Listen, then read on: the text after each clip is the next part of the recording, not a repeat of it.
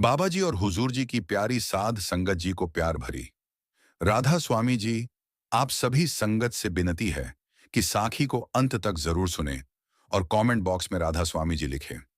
संगत जी, यह साखी उस आत्मा की है जो जन्मों जन्मों से भटकती हुई इस घने अंधकारमय संसार के जंगल में अपनी ही परछाई से डरती हुई चली जा रही थी, जिसके पास न कोई ठिकाना था, न कोई सहारा, न कोई उस दिशा का ज्ञान जहां उसका अपना घर बसा हुआ है। और उसके मन में यही एक अकेली पीड़ा थी कि क्या मुझे भी कोई अपना मानेगा? क्या मेरे भीतर की इस अथाह प्यास को कोई बुझा पाएगा? क्या इस कली युग के इस कोहरे में मेरे लिए भी कोई दीपक जल सकता है? क्या मेरे इस अश्रुओं से भरे जीवन में भी कभी कोई खुशी की किरण आ सकती है? क्या मैं भी किसी के दिल में जगह पा सकता हूँ? क्या मेरी यह बेचैन रूह कभी शांति का सागर छू सकेगी? क्या यह मन जो पल पल डोले, जो हर ख्याल में उलझे, जो हर सुख में दुख ढूंढे, जो हर दुख में और गहरे डूबे, क्या इस मन का कोई मार्ग है? क्या इस चंचल पवन को कोई थाम सकता है? क्या मेरी यह आंखें जो अब तक सिर्फ बाहरी रूप रंग देखती आई हैं, क्या वे कभी उस अनंत प्रकाश को देख पाएंगी जो सबके भीतर छिपा है? क्या मेरे कान जो अब तक सिर्फ इस दुनिया के शोर शराबे से भरे हुए हैं, क्या वे कभी उस नाद भ्रम को सुन पाएंगे जो खामोशी की गहराइयों में बजता रहता है? क्या मेरी यह जीभ जो अब तक सिर्फ व्यर्थ की बातों में रस लेती रही है, क्या वह कभी उस सच्चे नाम का जाप कर पाएगी जो सारे जन्मों के पापों को जलाकर राख कर सकता है? क्या मेरे यह हाथ जो अब तक सिर्फ संग्रह करने में लगे रहे, क्या वे कभी उस दान को लेने के लिए आगे बढ़ेंगे जो सतगुरु देते हैं? क्या मेरे यह पैर जो अब तक सिर्फ दुनिया की उलझनों में उलझते रहे, क्या वे कभी उस राह पर चलेंगे जो सीधा सतगुरु के द्वार तक ले जाती है? क्या मैं सच में किसी का हो सकता हूं? क्या मुझे भी कोई प्यार करेगा? क्या मुझे भी कोई बिना किसी शर्त के अपना बना लेगा? क्या मेरे इस बिखरे हुए अस्तित्व को कोई समेटेगा? क्या मेरे इस तारों तार हुए दिल को कोई सी लगा सकेगा? यही सोचते सोचते वह निराशा के उस कुएं में और भी गहरी उतरती चली गई, जहां से निकलने की कोई राह नजर नहीं आती थी। और उसे लगता था कि शायद उसका कोई नहीं है, शायद वह अकेला ही इस धरती पर आया था और अकेला ही चला जाएगा। शायद उसके जीवन का यही हश्र है कि वह हमेशा से ही किसी का न रहा। न कभी किसी ने उसकी तरफ देखा, न कभी किसी ने उसके दिल की बात पूछी, न कभी किसी ने उसके आंसू पोंछे, और न कभी किसी ने उसे बताया कि उसके भीतर कोई अनमोल रत्न छिपा है, कोई ऐसा खजाना जिसके मालिक होने पर सारा जहां उसके आगे झुक जाए। पर वह इस अज्ञानता के इस घने अंधकार में इतना खो गया था कि उसे यह भी नहीं पता था कि वह क्या है, कहां से आया है और क्यों इस दुनिया में भटक रहा है। और उसी बेचैनी और उसी अकेलेपन की इस चरम घड़ी में, जब उसका मन पूरी तरह से हार चुका था, जब उसे लगता था कि अब और नहीं हो सकता, अब तो बस मौत ही एकमात्र द्वार है इस सारी पीड़ा से छुटकारा पाने का, तभी अचानक उसके दिल की गहराई से एक अजीब सी आवाज उठी। एक ऐसी आवाज जो कभी सुनाई नहीं दी थी, जो बाहर से नहीं आई थी बल्कि उसके भीतर के किसी कोने से, किसी ऐसी जगह से निकली थी जहां अब तक सन्नाटा ही सन्नाटा था। वह आवाज बहुत मृदु और बहुत करुणामयी थी, मानो जैसे कोई बहुत पुराना अपना, कोई ऐसा जो बरसों बाद उसे मिला हो, उसे पुकार रहा हो, उसे बुला रहा हो।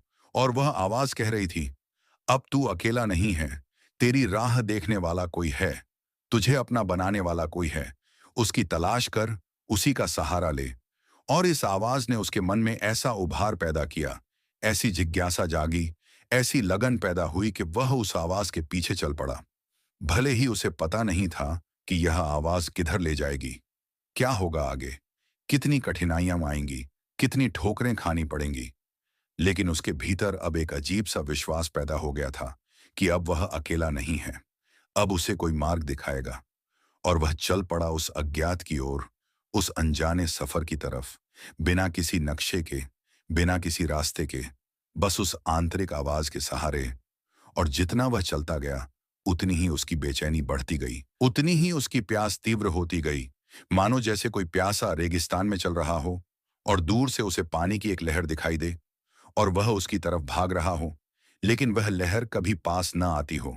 बस दूर दूर तक फैली रेत और उसके ऊपर तपती हुई धूप, और उसकी यह तपन और यह पीड़ा दिन ब दिन बढ़ती ही जा रही थी, जब तक कि एक दिन उसकी यात्रा के किसी मोड़ पर उसे एक ऐसा स्थान मिला जहां का वातावरण ही कुछ और था, जहां हवा में एक अजीब सी शीतलता थी, जहां चारों तरफ एक गहरी खामोशी थी, और उसी खामोशी में किसी के धीरे धीरे नाम जपने की आवाज आ रही थी। एक बहुत मीठी, बहुत करुणामयी आवाज, जो उसके दिल को सीधा छू गई। और वह उस आवाज की ओर बढ़ा, मानो कोई चुंबक उसे खींच रहा हो। और जैसे ही वह पास पहुंचा, उसने देखा कि वहां एक व्यक्ति बैठा है। उसका मुखमंडल ऐसा दिव्य है, मानो साक्षात चंद्रमा उतर आया हो। उसकी आंखों में ऐसी कृपा है, जैसे कोई माँ अपने बच्चे को देखती है। उसके होठों पर एक मुस्कान है, जो सारी पीड़ा को मिटा सकती है। और वह बड़े ही प्रेम से किसी को समझा रहा था। उसके शब्द बहुत सरल थे, लेकिन उनमें इतनी गहराई थी, इतना ज्ञान था, कि वह आदमी जो अब तक सारी दुनिया में ज्ञान ढूंढता फिर रहा था, उसे लगा कि शायद उसे वह मिल गया जिसकी उसे तलाश थी। वह और पास गया और धीरे से उस दिव्य पुरुष के चरणों में बैठ गया। उसने कुछ नहीं कहा, बस अपने आंसू बहा दिए, क्योंकि उसे लगा कि अब शब्दों की कोई जरूरत नहीं है। उसकी सारी बातें, उसका सारा दर्द, उसकी सारी पीड़ा, उसकी सारी उलझने, सब कुछ उसके इन आंसुओं में बह रहा है। और उस दिव्य पुरुष ने भी कुछ नहीं कहा। बस उसने अपना हाथ उसके सिर पर रख दिया, और उसी स्पर्श ने उसके अंदर ऐसी ऊर्जा का संचार किया, ऐसा प्रकाश जगाया, कि उसे लगा मानो जन्मों जन्मों का अंधकार कोई दीपक जलाकर मिटा रहा हो। उसे ऐसा अनुभव हुआ जैसे कोई बड़ा भारी बोझ उसके कंधों से उतर गया हो। उसे ऐसा लगा जैसे जीवन भर वह जिस जंजीर में जकड़ा हुआ था, वह टूट गई, और वह आजाद हो गया। वह आजाद उस सच्ची आजादी से जो बाहर से नहीं मिलती, बल्कि भीतर से जगती है। और उसने उस दिव्य पुरुष के चरणों में सिर रखकर कहा, हे स्वामी, मैं जन्मों से भटक रहा था। मुझे कोई मार्ग नहीं मिल रहा था। मेरी जिंदगी अंधकारमय थी। मैं पापों के बोझ तले दबा हुआ था। मैंने किसी को अपना नहीं माना, और किसी ने मुझे नहीं माना। क्या आप मुझे अपना बना सकते हैं? क्या आप मुझे इस अंधकार से निकालकर प्रकाश में ले जा सकते हैं? क्या आप मुझे सच्चाई दिखा सकते हैं? क्या आप मुझे सिमरन का रास्ता बता सकते हैं? क्या आप मुझे उस नाम से जोड़ सकते हैं जो सब दुखों का नाश करता है? और उस दिव्य पुरुष ने, अर्थात सतगुरु ने, उसकी ओर करुणा भरी दृष्टि से देखा और कहा, मेरे बच्चे, आज से तू मेरा है। मैं तुझे अपना बनाता हूं। तूने जिस खोज में अपनी सारी उम्र लगा दी, वह खोज आज पूरी हुई। तू अब अकेला नहीं है। तेरे पास मैं हूं, मेरी कृपा है, मेरा बल है, मेरा सहारा है। और जो कोई मेरा बन जाता है, उसका जीवन बदल जाता है। उसके पाप मिट जाते हैं, उसके दुख दूर हो जाते हैं, उसे जन्म मरण के चक्र से मुक्ति मिल जाती है। वह उस परम धाम का अधिकारी बन जाता है, जहां न कोई दुख है, न कोई पीड़ा, न कोई जन्म, न कोई मरण, केवल अनंत आनंद है, केवल अमृता है। और यह सुनते ही उस आत्मा के भीतर ऐसी आनंद की लहर दौड़ी, ऐसा उत्साह जगा, ऐसा विश्वास पैदा हुआ कि वह फूट फूट कर रोने लगा। लेकिन यह रोना अब पीड़ा का नहीं था, बल्कि आनंद का था। वह रो रहा था इसीलिए क्योंकि उसे मिल गया था वह, जो वह जन्मों से खोज रहा था। और उसी दिन से उसकी जिंदगी की दिशा बदल गई। उसी दिन से उसने तय कर लिया कि अब उसका जीवन सिर्फ सतगुरु के लिए है, सिर्फ उसी के भजन सिमरन के लिए है। और वह उस सतगुरु के सानिध्य में ऐसे समाया, मानो जैसे कोई बूंद समंदर में मिल जाती है। उसे लगा कि अब उसका कोई अलग अस्तित्व नहीं रहा, बस वह तो सतगुरु का अंश है, सतगुरु का ही रूप है। और इसी एहसास के साथ वह उसी सतगुरु के चरणों में बैठकर सिमरन में लीन हो गया। अब उस आत्मा का जीवन एक नई दिशा में बहने लगा था। मानो किसी सूखी नदी में अचानक जल का संचार हो जाए, मानो किसी मुरझाए हुए पेड़ पर अचानक वसंत आ जाए, मानो किसी अंधेरी रात में अचानक सहस्रों तारे चमकने लगे, मानो किसी बंद कमरे में अचानक से हवा का एक झोंका आए और सारी उलझन दूर कर दे। उसके मन की सारी उलझनें, सारी आशंकाएं, सारी विक्षिप्तता, सारा भ्रम, सब कुछ धीरे धीरे पिघलने लगा। वह हर सुबह सदगुरु के सिमरन के साथ उठता। उसके कानों में बस एक ही नाद गूंजता, बस एक ही नाम रटता। और वह नाम इतना शक्तिशाली था, इतना मीठा था, इतना गहरा था, कि उसे अपनी ही सांसों की आवाज सुनाई देना बंद हो गई। उसके मन की सारी बातें, सारी व्यर्थ की दौड़ धूप, सारे झूठे वादे, सारे खोखले सपने, सब उस नाम के सामने फीके पड़ने लगे। वह जो आदमी कभी क्षण भर भी स्थिर नहीं रह सकता था, वह घंटों बिना किसी हलचल के ध्यान में बैठा रहता। उसकी आंखें मूंदी होती, पर वह भीतर के संसार में उड़ान भर रहा होता। वह अपने भीतर की ओर इतना गहरा उतरता कि उसे अपने शरीर का एहसास तक नहीं रहता।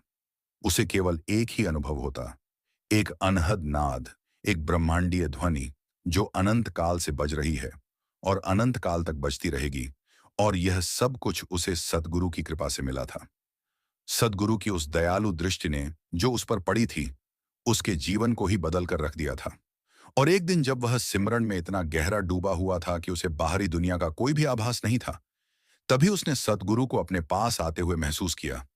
उसने अपनी आंखें खोलीं तो देखा कि सद्गुरु उसके सम्मुख खड़े हैं। उनके मुखमंडल पर करुणा और प्रेम की अतुलनीय छाप है और वे मुस्कुराकर उसे कह रहे हैं, मेरे प्यारे बच्चे, अब मैं तुझे सिमरन के और भी गहरे रहस्य बताऊंगा। अब तू जिस सत्संग में बैठता है उसका वास्तविक अर्थ क्या है, यह तुझे समझाऊंगा। यह सुनते ही उस आत्मा के रोंगटे खड़े हो गए।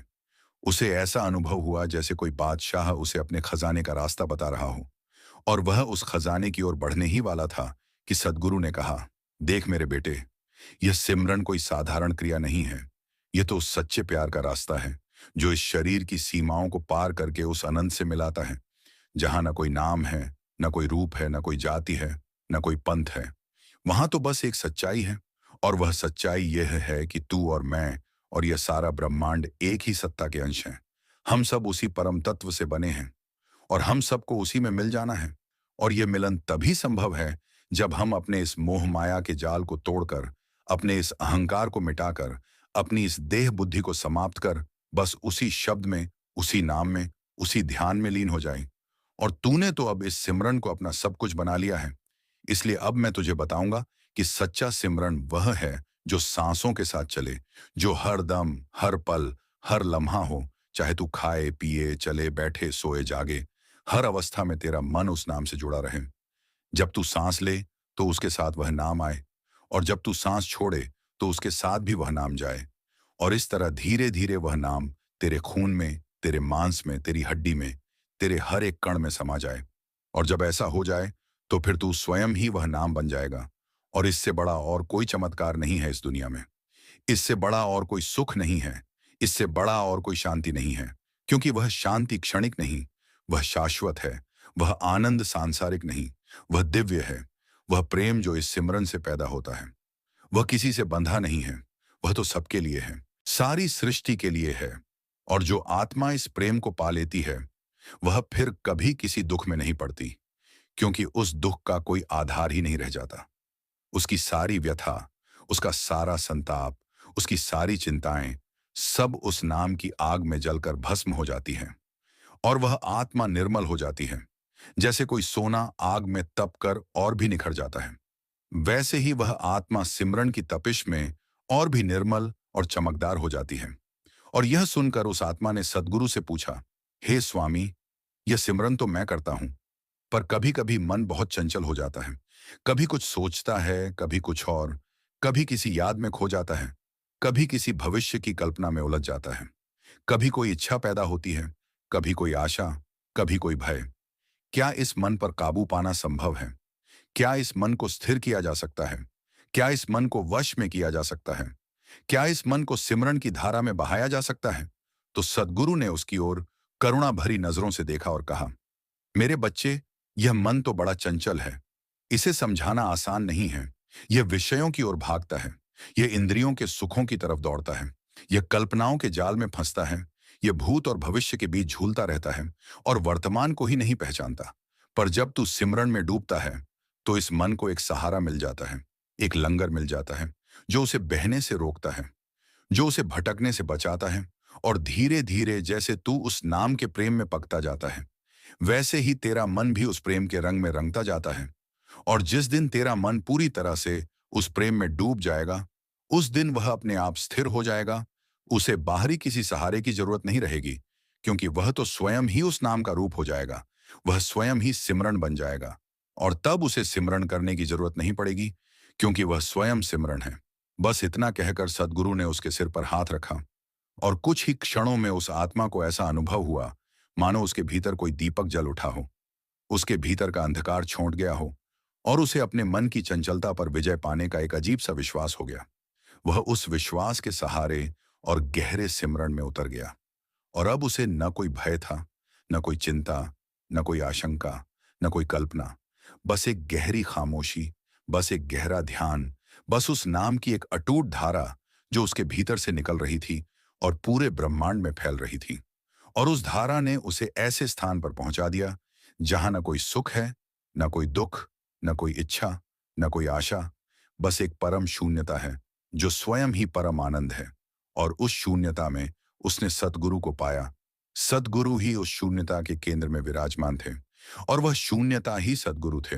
वह समझ गया कि सद्गुरु केवल एक शरीर नहीं है, केवल एक रूप नहीं है, केवल एक नाम नहीं है, बल्कि वह तो उस अनंत ब्रह्म का साक्षात रूप है। और जो कोई उनसे जुड़ जाता है वह उस ब्रह्म से जुड़ जाता है, और जो उस ब्रह्म से जुड़ जाता है वह स्वयं ब्रह्म हो जाता है। और यह अनुभव करके उस आत्मा के नेत्रों से आनंद के आंसू बह निकले, क्योंकि उसे अब यह निश्चित विश्वास हो गया था कि सद्गुरु ने उसे अपना बना लिया है, न केवल इस जन्म के लिए बल्कि हमेशा के लिए। और वह अब कभी अकेला नहीं होगा, कभी निराश नहीं होगा, कभी उस अंधकार में नहीं भटकेगा जहां वह जन्मों से भटक रहा था, क्योंकि अब उसके पास सद्गुरु का साथ है, सद्गुरु का नाम है, सद्गुरु का सिमरन है, जो उसे हर पल सहारा देगा, हर मुश्किल में रास्ता दिखाएगा, हर अंधकार में प्रकाश बनेगा। और इसी प्रेम और विश्वास के साथ वह अपने सिमरन में और भी गहरा उतरता गया, और उसके जीवन का हर पल अब एक प्रार्थना बन गया, हर सांस एक भजन बन गई, हर लम्हा एक सिमरन बन गया। और वह धीरे धीरे उस दशा को पहुंच गया जहां उसे लगा कि अब वह नहीं है, बस सद्गुरु हैं, सद्गुरु का नाम है और सद्गुरु की कृपा है। वह इतना उस नाम में समा गया कि उसे अपना शरीर तक याद नहीं रहा, उसे अपनी कोई पहचान नहीं रही, उसे अपनी कोई जाति नहीं रही, उसे अपना कोई धर्म नहीं रहा। उसे बस एक ही अनुभूति रही, एक अखंड अनुभूति जो सबको जोड़ती है, जो सबको प्यार करती है, जो सबको अपना बनाती है। और उसी अनुभूति में वह इतना विलीन हो गया कि उसे समय का भी ज्ञान नहीं रहा। घंटे, दिन, महीने, साल सब धारा की तरह बहते रहे, पर उसके लिए तो बस एक ही पल था। वह पल जब सद्गुरु ने उसे अपना बनाया था, और वह पल ही उसके लिए शाश्वत हो गया था। उस पल में उसके सारे पाप धुल गए, उसके सारे कर्म समाप्त हो गए, उसके सारे बंधन टूट गए, और वह एक नया जीवन जीने लगा। एक ऐसा जीवन जो सतगुरु की कृपा का प्रतीक है, जो उनके नाम का जीवंत उदाहरण है, जो उनकी महिमा का गुणगान करता है। और इस सब के बावजूद वह कभी अहंकार में नहीं आया, क्योंकि उसे पता था कि यह सब कुछ सद्गुरु की बदौलत ही संभव हुआ है। वह तो बस एक माध्यम है, एक पात्र है, एक नाली है जिससे सद्गुरु की कृपा बह रही है।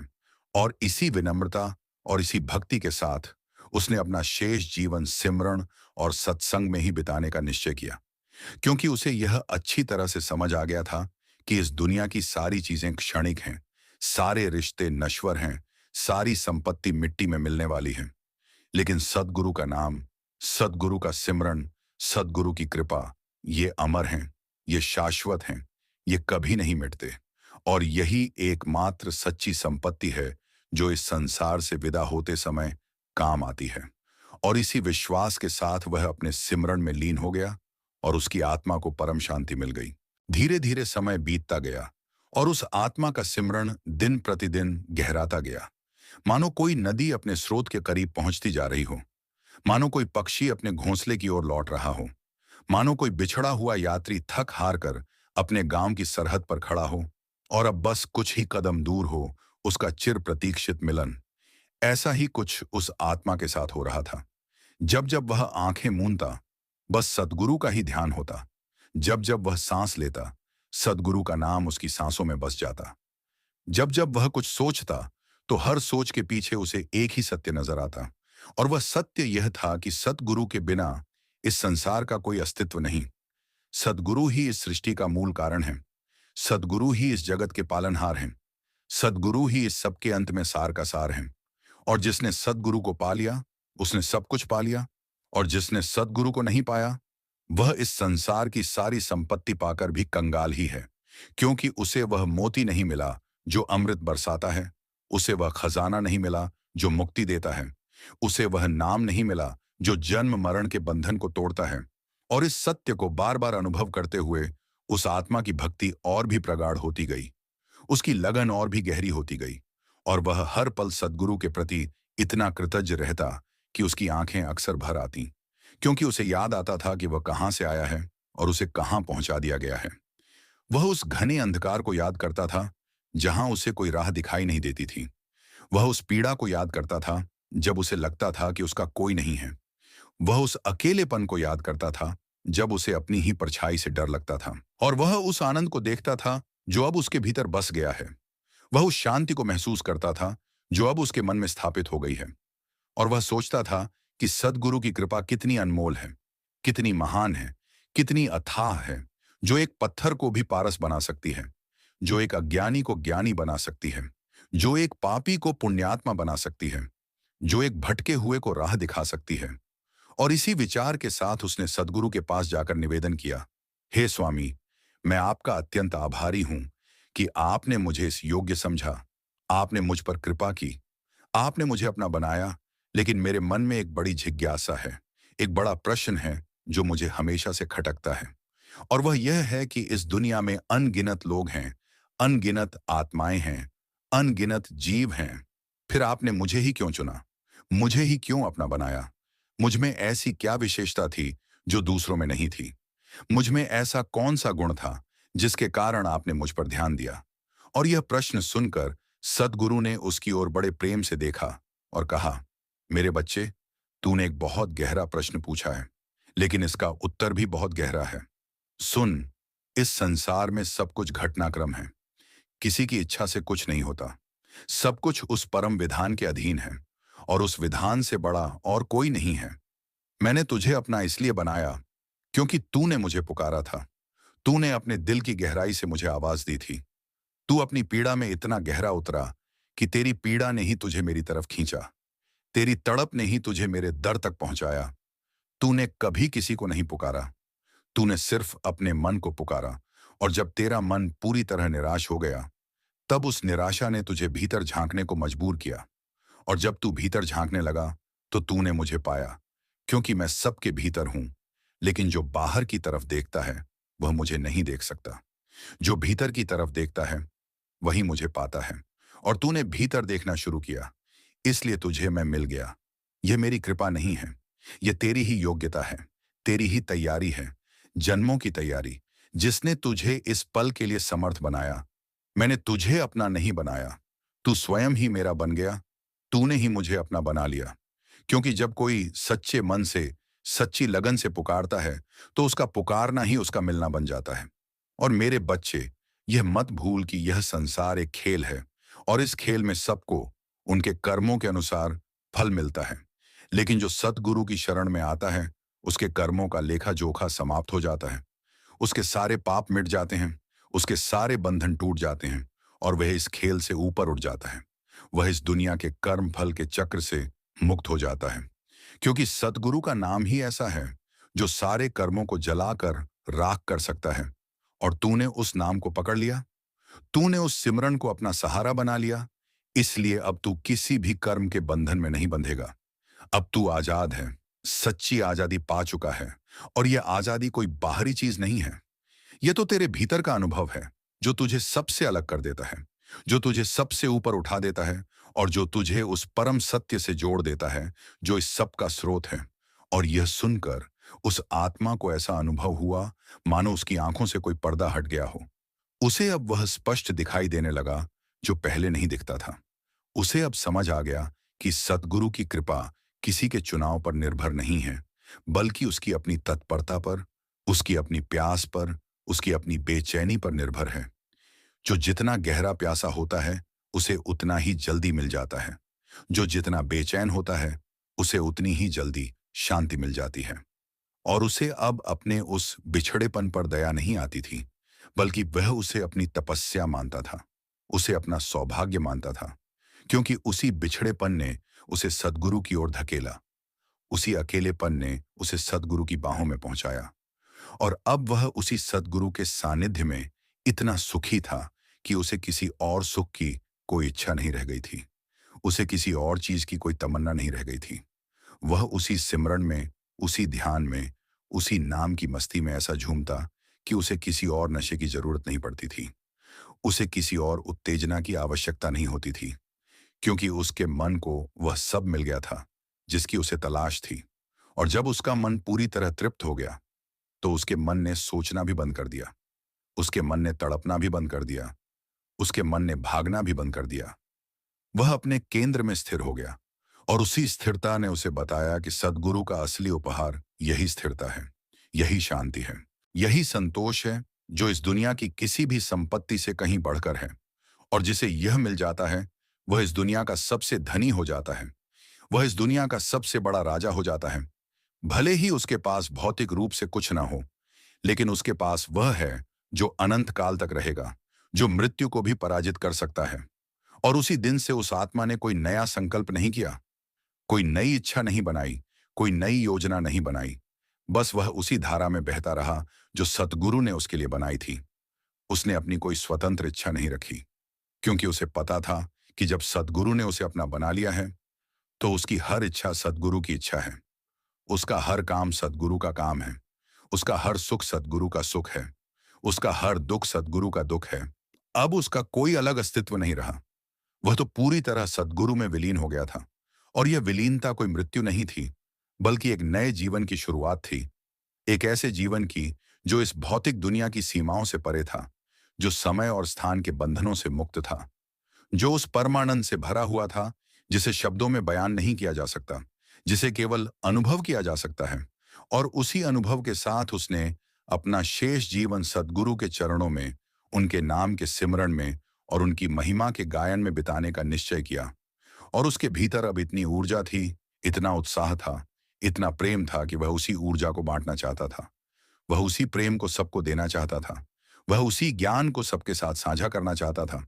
लेकिन सद्गुरु ने उसे कहा कि पहले स्वयं को साध ले, पहले अपने भीतर उस नाम को इतना पक्का कर ले कि कोई भी बाहरी विक्षोभ उसे डिगा ना सके। तब जाकर दूसरों की सेवा कर, तब जाकर दूसरों का भला कर। और इस शिक्षा को ग्रहण करके उस आत्मा ने और भी गहरे सिमरन में डूबकर अपनी साधना को मजबूत किया।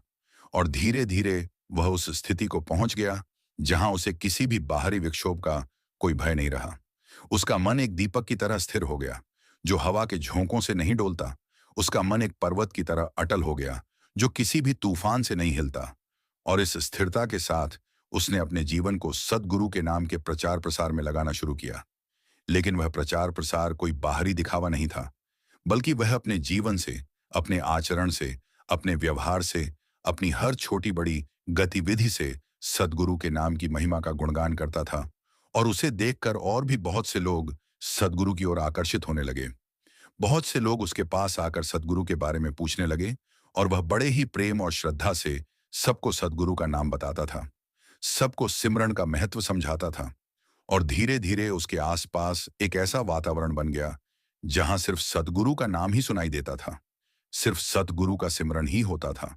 और सद्गुरु की कृपा से वह वातावरण इतना सकारात्मक, इतना शुद्ध, इतना पावन हो गया कि जो कोई उसमें आता उसका मन शांत हो जाता, उसकी पीड़ा कम हो जाती, उसे एक अजीब सी राहत मिलती।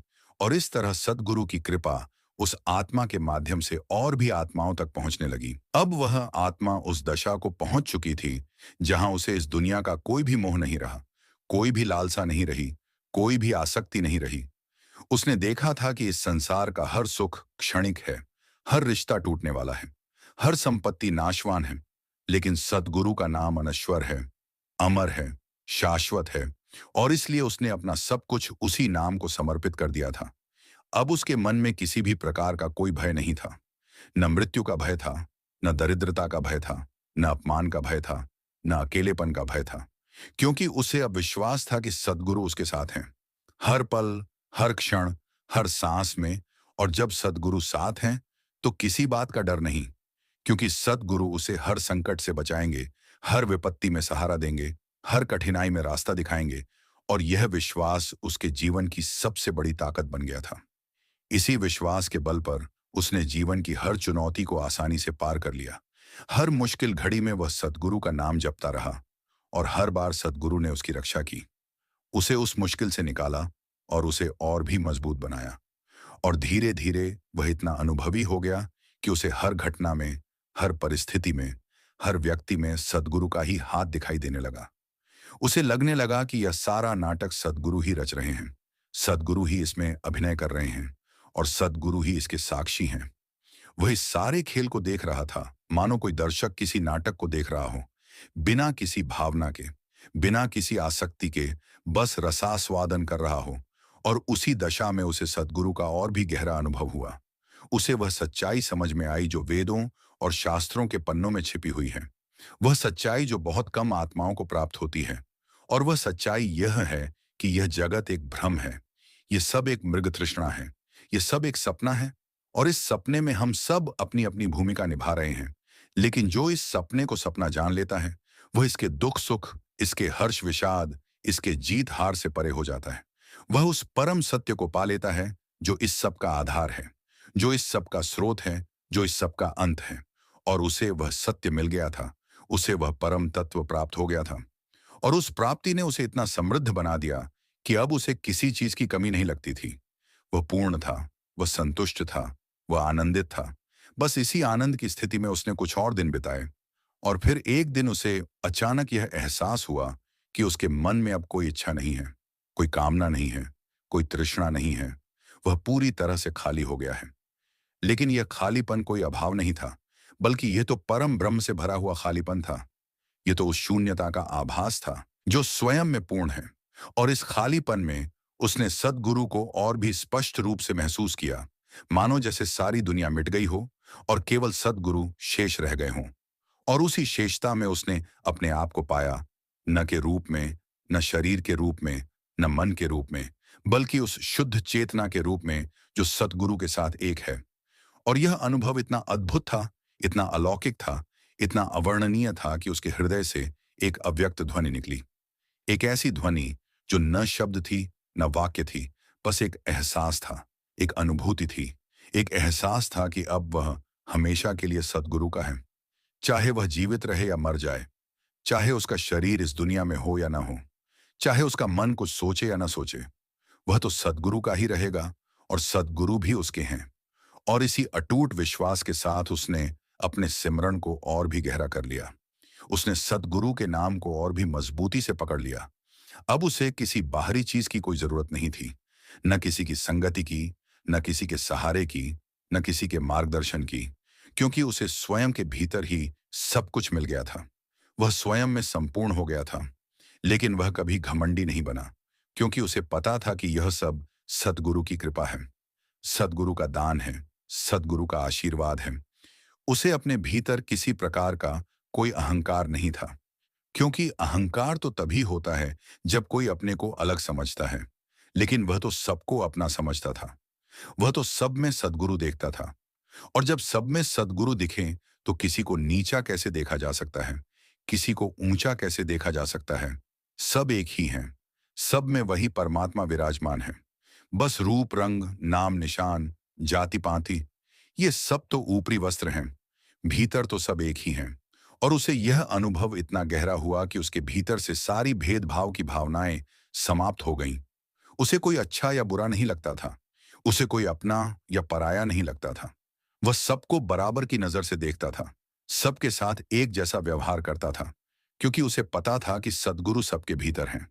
और जो सद्गुरु को सबके भीतर देख लेता है, उसके लिए कोई शत्रु नहीं रहता, कोई दुश्मन नहीं रहता, कोई द्वेषी नहीं रहता। उसे तो सब अपने लगते हैं, सब पर दया आती है, सबके लिए प्रेम उमड़ता है।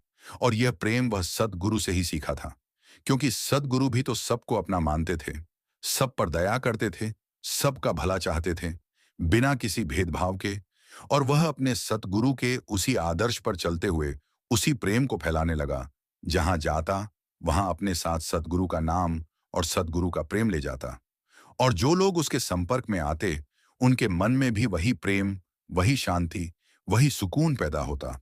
और इस तरह धीरे धीरे उसके इर्द गिर्द ऐसे लोगों का एक समूह बन गया जो सद्गुरु के सच्चे भक्त थे, जो सद्गुरु के नाम को अपने जीवन का केंद्र मानते थे, जो हर सुख दुख में सद्गुरु को ही याद करते थे। और यह समूह दिन ब दिन बढ़ता जा रहा था, क्योंकि सद्गुरु की कृपा का सिलसिला कभी रुकता नहीं। वह तो एक अटूट धारा है जो सदा बहती रहती है। और जो उस धारा में खुद को समर्पित करता है, वह खुद भी उस धारा का हिस्सा बन जाता है।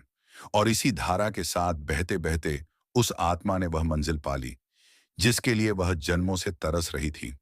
उसे वह मिल गया जिसे पाकर कोई और मांगने का सवाल ही नहीं रहता। उसे वह खजाना मिल गया जिसे पाकर कोई और कंगाल नहीं रहता। और अब उसके जीवन में कोई कमी नहीं थी, कोई अधूरापन नहीं था, कोई उलझन नहीं थी, कोई दुविधा नहीं थी। उसका जीवन पूरी तरह से सार्थक हो गया था और उस सार्थकता के साथ वह उसी आनंद में, उसी समाधि में, उसी ध्यान में डूबा रहता। और उसे लगता कि यही तो वह जीवन है जिसे जीना चाहिए, यही तो वह सुख है जिसे पाना चाहिए, यही तो वह शांति है जिसके लिए इस संसार में हर कोई तड़प रहा है। लेकिन बहुत कम लोगों को यह मिल पाती है, क्योंकि बहुत कम लोग सद्गुरु की शरण में जाते हैं। बहुत कम लोग सद्गुरु को अपना बनाते हैं। और जो सद्गुरु को अपना बना लेता है, उसकी जिंदगी बदल जाती है, उसके सारे कष्ट मिट जाते हैं और वह इस जीवन और परलोक दोनों में सुखी रहता है। और यही वह सत्य है जो उस आत्मा ने अनुभव किया था। यही वह संदेश है जो वह सबको देना चाहता था कि सतगुरु को अपना बनाओ, उनके नाम का सिमरन करो, उनके बताए रास्ते पर चलो और देखो कैसे तुम्हारा जीवन बदल जाता है, कैसे तुम्हारी समस्याएं हल हो जाती हैं, कैसे तुम्हारी पीड़ा शांति में बदल जाती है, कैसे तुम्हारा अंधकार प्रकाश में बदल जाता है। और यही संदेश लेकर वह हर जगह जाता, हर किसी को यही बताता, हर आत्मा को इसी राह पर चलने को प्रेरित करता, क्योंकि उसे पता था कि यही एकमात्र सच्चा मार्ग है, यही एकमात्र सच्चा धर्म है, यही एकमात्र सच्चा सुख है। और इस तरह समय बीतता गया और वह आत्मा अपने सद्गुरु की कृपा से इस सृष्टि की इस अद्भुत लीला को देखती रही। और वह लीला उसे जितनी अद्भुत लगती, उतना ही वह सद्गुरु के प्रति कृतज्ञ होता, क्योंकि उसे यह दृष्टि सद्गुरु ने ही दी थी, उसे यह समझ सद्गुरु ने ही दी थी, उसे यह अनुभव सद्गुरु ने ही कराया था। और वह अपने उस अनुभव को सबके साथ बांटता रहा, अपने उस ज्ञान को सबको देता रहा और अपने उस प्रेम को सब पर बरसाता रहा। और जो लोग उसके पास आते, उनके दुख दूर होते, उनके मन को शांति मिलती, उनके जीवन में एक नई रोशनी आती।